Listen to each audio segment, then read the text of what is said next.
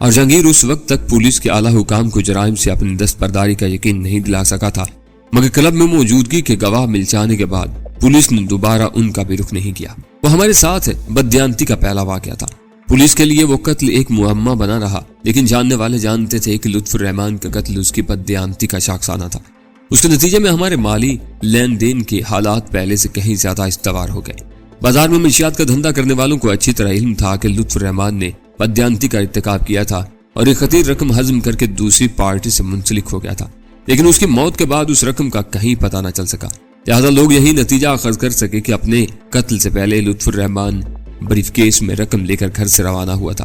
شاید اس کے ہاتھوں ذک اٹھانے والے نے اس کی لالچی طبیعت سے فائدہ اٹھاتے ہوئے اس پر جال ڈالا تھا۔ وہ کسی نفع بخش سودے کی امید میں رقم لے کے لالچ کی زنجیر میں بندھا خود اپنے قاتل کے پاس جا پہنچا، اور قاتل رقم اپنی تحویل میں لے کر اسے کیفر کردار تک پہنچا دیا۔ اس شفاقانہ واردات نے اندر سے مجھے ہلا کر رکھ دیا، اور میں دل میں بغاوت یا کسی بلند منصب کی امید کمزور پڑنے لگی۔ جو شخص اپنے باغیوں کو اتنی مہارت اور چالاکی کے ساتھ اپنے انتقام کا نشانہ بنا سکتا ہے، اسے الجھنا آسان کام نہیں تھا، کیونکہ وہ شخص میرے سامنے نہیں تھا۔ پہلا مقصد میرا تھا اس تک پہنچنا، اس کے بعد پھر دیکھا جاتا۔ ذرا سا بھی شبہ ہونے پر وہ مہلت دیے بغیر کہیں بھی کوئی وار کر سکتا تھا۔ اس کے معاملے میں سب سے بڑی خرابی یہ تھی کہ وہ مجھ سے بخوبی واقف تھا، لیکن میرے لیے اس کی ذات گمنام تھی۔ میں صرف اس کی آواز تک آشنا تھا، لیکن یہ ضروری نہیں تھا کہ وہ اس کی اصل آواز ہی ہو۔ جب مجھ جیسا آدمی آواز بدل کر جہانگیر کو اپنی سربراہی کے روب میں لے سکتا تھا، تو بعض کے لیے فون پر اپنی آواز بدل لینا کون سا دقت طلب مسئلہ تھا۔ میں نے سنجیدگی کے ساتھ سوچا کہ اس آسیبی تنظیم سے کنارہ کشی کر جاؤں۔ برسوں کی مجرمانہ سرگرمیوں کے نتیجے میں اتنے احساسے جمع کر چکا تھا کہ محنت اور ایمانداری سے کام کرتا تو قانون کو پامال کیے بغیر نہایت آسانی کے ساتھ اپنا معیار زندگی برقرار رکھ سکتا تھا، لیکن اس تنظیم سے چھٹکارا اس قدر آسان نہیں تھا۔ سربراہ نے مجھے اس وقت اپنے وسائل کا سہارا دے کر آگے بڑھایا تھا جب میں شہر کے ایک عفونت زدہ علاقے میں تنگ سی کوٹڑی میں رہتا تھا۔ میرا تجربہ اس کے لیے بیش قیمت اثاثہ تھا، جس سے وہ آسانی سے ہرگز دستبردار نہ ہوتا۔ پھر وہ اپنی ذات کی رازداری کے سلسلے میں اس قدر حساس تھا کہ اپنی آواز کے غیر ضروری تشہیر تک سے گریز کرتا تھا۔ محض اسی وجہ سے اس نے جہانگیر کو براہ راست احکامات دینے کے بجائے میرا وسیلہ برقرار رکھا تھا، تاکہ میرے سوا کوئی اس کی آواز سے واقف نہ ہو سکے۔ پھر کیا وہ تنظیم سے ایک ایسے آدمی کی کنارہ کشی برداشت کر لیتا جو جہانگیر، نادر اور طارق کے علاوہ خود اس کی آواز سے بھی واقف تھا؟ یہ ایک بڑا وسیع سوالیہ نشان تھا جس کا جواب میرے نزدیک نفی کے علاوہ کچھ نہیں تھا۔ میرے تل جانے پر شاید وہ مجھے زبانی طور پر علیحدگی کی اجازت دے دیتا، لیکن مجھے پورا یقین تھا کہ اس کے بعد میری لاش بھی شہر کے کسی ویرانے ہی سے دستیاب ہوگی۔ نہ قاتل پکڑا جا سکے گا اور نہ قتل کے اسباب روشنی میں آ سکیں گے۔ میں نے وہ خیال ترک کر دیا تھا۔ بعد کے واقعات نے ثابت کر دیا کہ وہ میرا فیصلہ بالکل درست اور منطقی تھا۔ حالات میری توقع کے برعکس سے تیزی سے تبدیل ہوئے۔ اس بارے میں میری کہانی سے زیادہ اہمیت واقعات کے تسلسل کی ہے، کیونکہ بہت سے واقعات سراسر میری لا علمی میں رونما ہوئے، جن کی تفصیلات مجھے دوسرے ذرائع سے ملی۔ لہذا آگے آپ ان بنیادی واقعات کی تفصیل پڑھیں گے جو آپ بیتی کے انداز سے ہٹ کر لکھے گئے ہیں، لیکن کچھ محدود اوراق کے بعد میں دوبارہ آپ کو اپنی کتھا سناؤں گا، کیونکہ اس موڑ سے کہانی کا محور میری ذات ہی رہی ہے۔ اس میں دوسروں کا دخل ثانوی ہو کر رہ گیا ہے۔ جہانگیر گھر پہنچ کر لباس تبدیل کر رہا تھا کہ فون کی گھنٹی بج اٹھی۔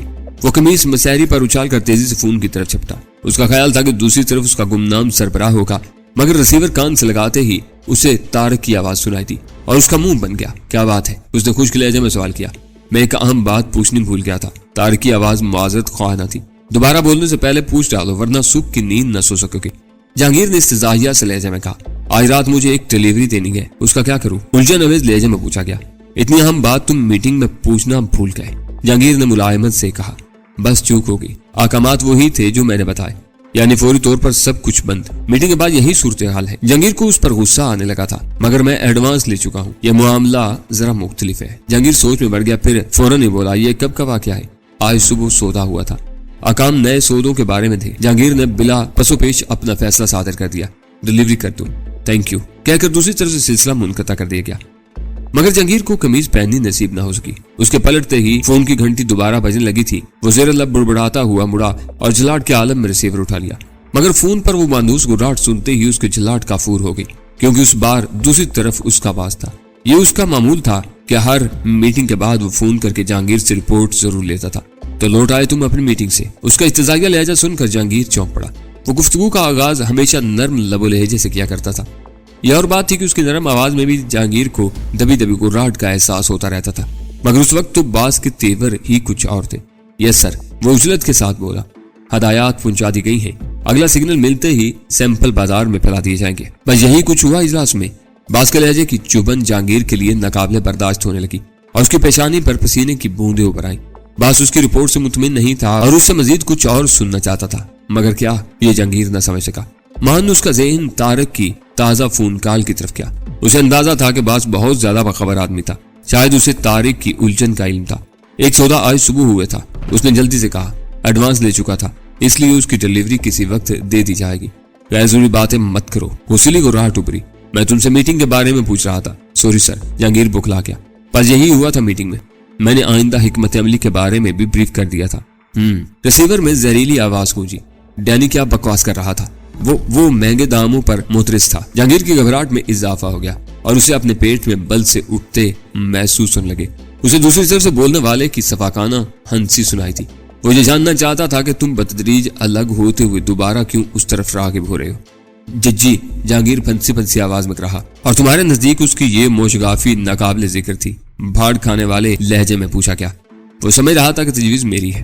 जहांगीर के लिए बोलना दुश्वार हो रहा था। उसकी समझ में नहीं आ रहा था कि बोलने वाले ने मीटिंग में मौजूद न होने के बावजूद डैनी के अल्फाज सुनकर कैसे अंदाजे कायम कर लिए थे। वो डैनी के चिढ़ाने वाले रवैये की बिना पर खुद भी उससे अक्सर नाला रहता था, मगर वो उसका जानिसार दोस्त था। उसके बारे में जहांगीर सोच भी न सकता था कि सरबराह से उसकी शिकायत करे, मगर अब्बास खुद डैनी के बारे में कुरिद रहा था। वो तुम्हारे अहकामात का पाबंद था। जहांगीर को फटकार सुनाई थी। उसे जुरात कैसी हुई कि उस किस्म की बकवास करे? बस जरा वो ज्यादा बोलता है। जहांगीर अपनी पेशानी से पसीना साफ करते हुए नकाह सदा आवाज में बोला। मुझे उसके लबो लहजे से बगावत की बू आ रही थी। सर्द और बेरहमाना लहजे में कहा गया, शायद उसका इलाज करना पड़ेगा। जहांगीर कांप उठा। इलाज का मतलब वो बखूबी समझता था। इस बार उसे माफ कर दे, आइंदा मुहतात रहेगा। जहांगीर घबराया। लाइन पर चंद सानियों के लिए सकूत छा गया, जैसे वह सोच में पड़ गया हो। उसकी पुरस्कून आवाज सुनाई दी। तुम जिम्मेदार आदमी हो, तुम्हारी सिफारिश को नजरअंदाज नहीं किया जा सकता, लेकिन ये याद रखो कि मैं हर वक्त अपनी आंखें खुली रखता हूँ। मुझे अंदाजा है सर, जहांगीर झिझकते हुए बोला, मगर मैं हैरान हूँ कि आप लफ्ज ब लफ्ज बात कैसे दुहरा लेते हैं। मुख्तसर सी हंसी पुरगुरूर थी। जीवा हाउस पूरी तरह बगड़ है। मैं मीलों दूर होने के बावजूद उस छत के नीचे लिए जाने वाले सांसों की आवाज भी सुन सकता हूँ। वहाँ बहुत कुछ कहा जाता है। यह और बात है कि मैं गैर जरूरी बातों में सर नहीं कपाता। जहांगीर के बदन में सनसनाहट दौड़ गई। मेरे लिए आपकी जात हैरतनाक है सर। वहाँ कोई भी चीज ऐसी नहीं है जिस पर बिग होने का शुबा किया जा सके। इस चक्कर में भी ना पड़ना, तादीबी लहजे में कहा गया। तुम कभी उनका सुराग नहीं पा सकोगे। हाँ, मीटिंग रूम में नस्ब आले के रिसीवर में कुछ फनी खराबी हो गई है, तो मुझे एक आर्जी ट्रांसमीटर वहां पहुंचाना पड़ा। वो नन्ना सा ताकतवर ट्रांसमीटर तुम्हारी कुर्सी के पास मेज की निचली सतह से चिपका हुआ है। मेरा पुराना रिसीवर ठीक हो चुका है, चाहो तो नया ट्रांसमीटर निकाल कर तलब कर दो। जहांगीर सुन्न होकर रह गया था। उसका ज़हन माजी के उन तबसरों में उलझ गया जो वो जियो हाउस में करता रहा था। कहीं उसके मुंह से कोई ऐसी गैर जिम्मेदाराना बात न निकली हो जो उसकी गिरफ्त का सबब बन जाए। किस कदर वो बेबस था सरबराह के सामने। बहुत बेहतर सर। उसे अपनी आवाज किसी गहरे कुएं की तह से उभरती हुई महसूस हुई। बगैर किसी जवाब के सिलसिला मुनक़ता हो गया और जहांगीर रिसीवर क्रेडल पर डालकर थके हुए अंदाज में मसहरी पर गिर गया। उसका दिल कनपटियों में धड़क रहा था, बदन में चुइंटियां रिंग रही थी और तनफ्फुस की रफ्तार तेज हो चुकी थी। उसका दिल चाह रहा था कि उस वक्त जीवा हाउस की तरफ तोड़ लगाते और कॉन्फ्रेंस टेबल के नीचे से ट्रांसमीटर को खेड़ने के बाद उस इमारत को उधेड़ कर रखते, मगर खौफ के बायस उसे अपनी ख्वाहिश दबानी पड़ी। उसे वाज़ेह तौर पर ऐसी किसी हमाकत के इर्तिकाब से रोका गया था। ग्रुप में उसकी सरबराही का आगाज बहुत अच्छे अंदाज में हुआ था, मगर फिर गैर महसूस तरीके पर उसकी जात पर सरबराही की गिरफ्त मजबूत होती गई थी और अब वो अपने साए से भी खौफ महसूस कर रहा था। उसका अंदाजा था कि अब वो अपने पुरस्कार सरबराह की मर्जी के बगैर आजादी से सांस भी न ले सकेगा। बज़ाहिर वो आजाद था, मगर हकीकत में किसी नादीदा जात का कैदी। वो बिस्तर पर चित पड़ा छत को घूरते हुए गहरे गहरे सांस लेता रहा। गनीमत यह था कि उन दिनों उसकी बीवी लाहौर गई हुई थी, वरना वो यकीनी तौर पर उससे खासी कड़ी बाज पुरस करती और उसके लिए जवाब दही मुश्किल हो जाती। उसकी बीवी लाहौर के एक मुअज़्ज़ज़ घराने की बेटी थी, जिसका कराची में भी कारोबार था। वह उनकी शादी रवायती अंदाज में हुई थी, मगर वो जहांगीर को बेहद चाहती थी। उसके नजदीक जहांगीर एक ओस दर्जे की टेक्सटाइल फैक्ट्री का बिला शिरकत गैर मालिक था, जहां से उसे माकूल आमदनी थी। वो उसकी खुफिया कारोबार से कतई लाइल्म थी और जहांगीर के लिए उसका खुफिया कारोबार ही सब कुछ था। उसमें कमाकर उसने एस्टेट एजेंसी की आड़ दी और अपने असासों के इजहार की एक कानूनी राह निकाली। फिर मकान के बाद वो फैक्ट्री खरीद ली। جب اس کے پاس پیسہ آیا تو کسی نے بھی اس کے ماضی کے بارے میں زیادہ جستجو نہیں کی اور رفتہ رفتہ وہ معاشرے کا ایک آبرو مند رکن بن گیا۔ اب اسے آمدنی کے ساتھ اپنی یہ آبرو بھی بہت عزیز تھی۔ چرس کے مضمرات خاصے تباکن تھے۔ بھنگ کے پودے کی کاشت بہت آسان تھی اور پھر اس سے چرس کی تیاری بہت زیادہ دشوار نہیں تھی۔ ملکی قانون سے ماورا چرس فروش فخریہ اپنی دکانوں پر پہاڑی بکروں کی سفید کھالوں والی کھال کی نمائش کیا کرتے تھے، جو اس طریقہ کار کی تشہیر کا ایک جانا بوجھا ذریعہ تھا جس کی مدد سے بہترین چرس تیار کی جاتی تھی۔ چرس کی یہ گولی 4 سے 6 گھنٹوں کے لیے کافی ہوتی تھی۔ گہری سیاہی مائل سبز گولی کو دیا سلائی کی حرارت نرم کر دیتی تھی، پھر اسے تمباکو میں ملا کر ہتھیلی پر خوب اچھی طرح رگڑا جاتا تھا تاکہ دونوں چیزیں یکجان ہو جائیں۔ پھر اس تمباکو سے بھری ہوئی سگریٹ کے گہرے گہرے کش دوسرے ہی عالم کی سیر کروا دیتے تھے۔ آنکھیں بتدریج سرخ ہوتے ہوتے خونی کبوتر کا رنگ اختیار کر لیتی، دل کی دھڑکنیں تیز ہو جاتی، پیاس کا احساس بڑھنے لگتا، سینے پر کھچاؤ طاری ہو جاتا، ہلکی سی غنودگی کی کیفیت لطافت کے ایک سمندر میں ہچکولے دینے لگتی اور بھوک کھل جاتی۔ مگر پینے والوں کو ان اثرات کا نہ زیادہ احساس ہوتا تھا اور نہ انہیں ان سے کوئی غرض تھی۔ ان کے لیے چرس ایک ایسا سستا نشہ تھا جس کی مدد سے ذہن عالم سرور میں کھو کر زمان و مکان کے احساسات سے یکسر عاری ہو جاتا تھا۔ چرس کا 8.5 گھنٹے کام کرنے والا مزدور پلک جھپکائے اور تھکان محسوس کیے بغیر 16 اور 18 گھنٹے تک کام کر سکتا تھا۔ کراچی سے حیدرآباد تک پہنچ کر اونگنے والا ٹرک ڈرائیور کہیں رکے بغیر ملتان تک مسلسل ڈرائیونگ کر سکتا تھا۔ اس کے مؤثر اثرات سے نشے باز بے خبر تھے یا جان بوجھ کر اس بارے میں سوچنا نہیں چاہتے تھے۔ نئے عادی تو آسانی سے اعصابی اختلال کا شکار ہو جاتے، جو عادی تھے ان کے بھی اعصابی رد عمل میں ہم آہنگی برقرار نہ رہتی، بصارت کے زاویے بدل جاتے، قد و خال سے لے کر سراپا تک بدلا بدلا نظر لگتا اور سب سے بڑا اثر قوت فیصلہ پر پڑتا۔ جو گاڑی چند 100 گز دور ہوتی میلوں دور نظر آتی، سامنے سے سڑک کے وسط میں آتا ہوا دیو ہیکل ٹرک کچی پٹڑی پر چلتا ہوا نظر آتا اور یوں ہولناک حادثے رونما ہوتے۔ متعدد ہلاک ہو جاتے، جو بچ رہے تھے وہ بھی زخموں سے چور ہوتے یا زندگی بھر کے لیے معذور ہو جاتے، لیکن ان تباہ کاریوں کے باوجود چرس مقبول تھی۔ روز بروز اس کا استعمال بڑھتا جا رہا تھا۔ سستی آبادیوں میں ٹھکانہ بنانے کے بعد یہ وبا معزز گھرانوں کو بھی اپنی لپیٹ میں لے چکی تھی اور شہر میں چرس کی روزانہ کھپت منوں کی مقدار میں ہو رہی تھی۔ مگر ماہرین کو ایک ہی امید تھی، ابلاغ عامہ کے ذرائع سے چرس کی تباہ کاری کی تشہیر لوگوں کو غول در غول اس وبا میں مبتلا ہونے سے بچا سکتی تھی، اور جو اسے ترک کرنا چاہتا تھا تھوڑی سی قوت ارادی کے ساتھ اسے ترک کر سکتا تھا، چونکہ چرس کا چنگل بہت زیادہ ہولناک نہیں تھا۔ 2-4 دن کی طلب سستی اور تھکان کے بعد اس کے اثرات یکسر ختم ہو جاتے تھے۔ ان امیدواروں کے ساتھ ہی ایماندار اہل کاروانے چور دروازوں کا بھی کلا کما کرنے میں مصروف تھے، جن سے گزر کر یہ زود اثر نشہ معاشرے کی رگوں میں سرایت کرتا جا رہا تھا۔ پاکستانی میں نہیں بلکہ دنیا کے گوشے گوشے میں چرس مقبول ہو رہی تھی۔ نوجوان لڑکوں اور لڑکیوں کے گروپ پر اجتماعی طور پر اس میں مبتلا ہو رہے تھے۔ موسیقار اس کے سرور میں لافانی دھنیں تلاش کرنے کے دعوے دار تھے۔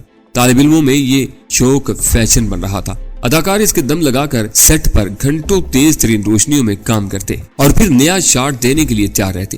زندگی کا کوئی شعبہ اس وبا سے محفوظ نہیں تھا۔ ملکی مفاد کو اپنی ذمہ داری سمجھنے والی حکومت پوری قوت کے ساتھ اس لعنت کا کلا کما کرنے میں مصروف تھی۔ عالمی ادارے حرکت میں آ چکے تھے اور ساری کوششیں اس ایک نقطے پر مرکوز تھیں کہ ان زمینوں کو باندھ کر دیا جائے جہاں برگے حشیش کے پنپنے کے آثار ہوں۔ اس کی پیداواری مراکز کو نیست و نابود کے بغیر اس زرعی لعنت سے نجات ناممکن تھی، مگر یہ کام اتنا آسان نہیں تھا۔ جنوبی امریکہ، شمالی افریقہ اور ایشیا کے دشوار گزار علاقوں میں اس منافع بخش فصل کی کاشت جاری تھی۔ وہ علاقے اول تو ویسے ہی بیرونی عناصر کی پہنچ سے باہر تھے اور جہاں پہنچا بھی جا سکتا تھا وہاں شہری قوانین کی رسائی نہیں تھی۔ اس دوران میں جب آبکاری کے محکمے کو مخبروں سے یہ اطلاع ملی کہ شہر میں اچانک چرس کا قحط پڑ گیا ہے تو پورے محکمے میں حیرت کی ایک خوشگوار لہر دوڑ گئی۔ چند ایسے بھی تھے جو اس خبر کو اپنے سہانے مستقبل کے لیے فعال بد سمجھ کر منہ لٹکائے بیٹھے تھے۔ پچھلے 4-5 ہفتوں میں نہ پولیس نے کوئی بڑا چھاپا مارا تھا، نہ آبکاری کے حکام نے بھاری مقدار میں مال پکڑا تھا۔ ساری کارروائی گھومتے پھرتے آوارہ گرد لوگوں تک محدود تھی جن کے قبضے سے 2-400 گرام مال برآمد ہوتا تھا۔ ایسے زرخیز ماحول میں چرس کا قحط ایک انہونی سی بات لگتی تھی، لہذا اعلیٰ افسران ذاتی طور پر ان اطلاعات کی تصدیق پر تل گئے۔ گلباز خان شہر کے ایک مشہور ترین اڈے کا مالک تھا۔ تھڑے اور چرس سے اعلیٰ ولایتی شراب تک ہر شے اس کے ٹھکانے پر مل جاتی تھی، لیکن اڈے کے قرب و جوار میں ان اشیاء کا استعمال ممنوع تھا۔ ضرورت مند آتے اور رقم ادا کر کے مطلوبہ نشہ ساتھ لے جاتے۔ اپنے اس کاروبار کے تحفظ کے لیے وہ ماہانہ ایک بھاری رقم متعلقہ ایجنسیوں کو ادا کرتا تھا، لیکن جب چرس کا بحران پیدا ہوا تو گلباز کی آمدنی بری طرح متاثر ہوئی، کیونکہ اس علاقے میں سب سے زیادہ کھپت چرس ہی کی تھی۔ جب اس کی آمدنی میں فرق آیا تو اس نے بھتے کی رقم میں بھی نمایاں کمی کر دی۔ اس نے درمیانی آدمی کو رقم میں کمی کا سبب بتا دیا تھا، جس کی تصدیق پچھلے ہفتوں میں مخبروں کی اطلاعات سے ہوتی تھی، لیکن جب اپنے مفادات پر ضرب پڑی تو لوگ یقین نہ کر سکے کہ ان کی چشم پوشی کے باوجود شہر میں چرس کا بحران ہے۔ اس میں یقینی کا ایک ہی نتیجہ برآمد ہوا اور گلباز خان کی نیت پر شبہ کیا جانے لگا۔ اسے اس کے اڈے پر گھیرنا نامناسب تھا، وہاں اس کے حواریوں کے علاوہ گاہک بھی اس کے حامی ہو جاتے اور پارٹی سنگین دشواریوں سے دوچار ہو سکتی تھی۔ لہذا فیصلہ کیا گیا کہ گلباز خان کو تھانے میں بلا کر باز پرس کی جائے۔ اسے بلانا بھی ایک مسئلہ تھا، وہ لاکھ ناپسندیدہ اور گنڈا سے ہی لیکن باقاعدہ خراج گزار تھا۔ اس کے بھتوں کی باقاعدگی نے اسے بہت خود سر اور بد زبان سا بنا دیا تھا۔ یہی وجہ تھی کہ گشت والے بھی اس کے اڈے سے کنی کترا کر گزرتے تھے۔ اس کے اپنے اڈے پر کسی سرکاری اہلکار کی موجودگی سے برہمی کا جواز بھی تھا، جس کا وہ برملا اظہار کرتا پھرتا تھا۔ اس کے گاہکوں میں لفنگوں کے ساتھ ساتھ شرفاء کی بھی معقول تعداد تھی، جو نشے کے ساتھ عزت کے بھی شوقین تھے۔ انہی کا اعتماد قائم رکھنے کے لیے گلباز خان بھاری رقوم ادا کرتا تھا تاکہ اس کے گاہک بلا کسی خوف و تردد کے اس کے اڈے پر آتے رہیں۔ آخرکار ایک نئے ASI کو طلبی کا پیغام گلباز خان تک پہنچانے پر مامور کیا گیا۔ اسے سمجھا دیا گیا تھا کہ وہاں جاتے ہوئے وہ وردی کے بجائے سادہ لباس استعمال کرے۔ وہ سادہ پوش جوان افسر گلباز خان کے اڈے پر پہنچا تو وہاں لوگوں کی خاصی آمد و رفت جاری تھی۔ وہ افسر سیدھا کاؤنٹر پر جا پہنچا۔ گلباز خان اپنے گاہکوں کے چہرے خوب پہچانتا تھا۔ ایک اجنبی کو سامنے پایا تو اس کی تیوریوں پر بل پڑ گئے۔ گلباز خان تم ہی ہو؟ افسر نے اپنی تسلی کے لیے سوال کیا۔ وہ اس کا نام ہی سنتا رہا تھا، صورت آشنا نہیں تھا۔ پس اندازے سے کاؤنٹر پر چلا گیا تھا۔ کیا بات ہے؟ کاؤنٹر والے نے درست لہجے میں پوچھا۔ تھانے صاحب نے تمہیں بلایا ہے، اس نے دھیمی آواز میں کہا۔ خوب۔ وہ مونچھوں پر ہاتھ پھیرتے ہوئے تزہی کا میز انداز میں مسکرایا اور پھر کاؤنٹر کے پیچھے سے باہر نکلا۔ میرے ساتھ آؤ۔ اس نے افسر کا بازو تھاما اور بیٹھک میں گھس گیا۔ ہاں آپ بتاؤ کیا کہہ رہے تھے؟ وہ دروازے کی کنڈی چڑھا کر پلٹا تو اس کی نگاہیں خوفناک ہو چکی تھی۔ تمہیں تھانے صاحب نے بلایا ہے، نوجوان افسر نے نرمی سے کام لیتے ہوئے کہا۔ کیا کام ہے؟ مجھے نہیں معلوم۔ سنو دوست، گلباز خان گستاخانہ انداز میں اس کے شانے پر ہاتھ مار کر بولا۔ تم سادہ لباس میں ہو اس لیے میں کیسے کہہ سکتا ہوں کہ تم کون ہو؟ تمہاری ٹھکائی کرا کے باہر پھنکوا سکتا ہوں اور یہ بھی کہہ سکتا ہوں کہ تم نے پنگا کرنے کی کوشش کی تھی اور یہاں لوگ میری بات کی گواہی دیں گے۔ چاہو تو تمہیں آبکاری والوں کے حوالے بھی کر سکتا ہوں جو تمہارے قبضے سے آدھا کلو چرس کی برآمدگی کی کہانی سنائیں گے جو تم مجھے بیچنا چاہتے تھے۔ مگر کیوں؟ یہ سب کچھ تم کیوں کرو گے؟ نوجوان افسر نے غصے کے باوجود موقع کی نزاکت بھانپ کر کہا۔ اس نے سمجھ لیا تھا کہ وہ نادانستگی میں بھیڑیوں کے قول میں آپنسا تھا، اس لیے کہ مجھے تم پر شبہ ہے۔ گلباز اپنی بائیں مونچھ مروڑتے ہوئے مکارانہ لہجہ میں بولا۔ مجھے آج تک تھانے میں سے بلانے کی نوبت نہیں آئی۔ میں سرکاری گاڑی میں آیا ہوں جو ڈرائیور سمیت اگلی نکڑ پر موجود ہے۔ اوہ تو اس جیب میں تم ہی آئے ہو۔ گلباز خان کا لہجہ نرم پڑ گیا۔ اس جیب کی آمد کی اطلاع تو مجھے تمہارے آنے سے پہلے مل گئی تھی۔ جیب وہاں کیوں چھوڑ دی ہے؟